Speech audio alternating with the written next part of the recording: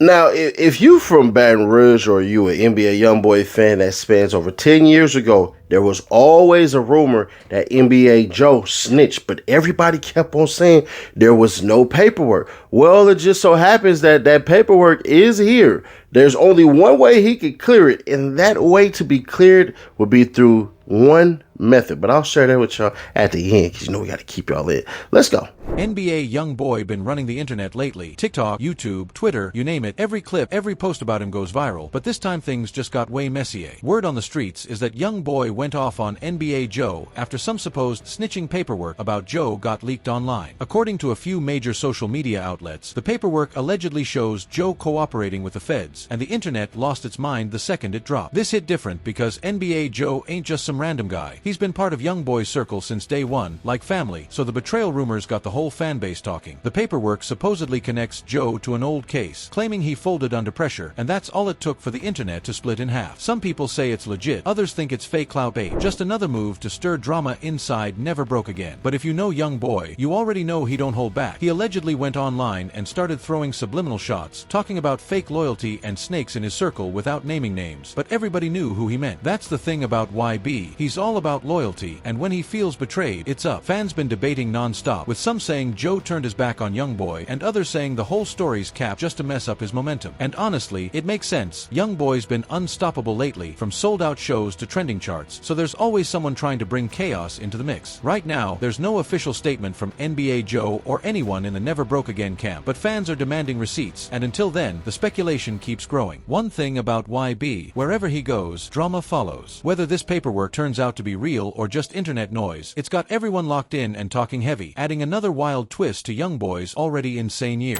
Paperwork from YB's 2016 case, documents from NBA YoungBoy's 2016 attempted murder case showing evidence of NBA YoungBoy's affiliate, NBA Joe, revealing NBA YoungBoy as the shooter has surfaced.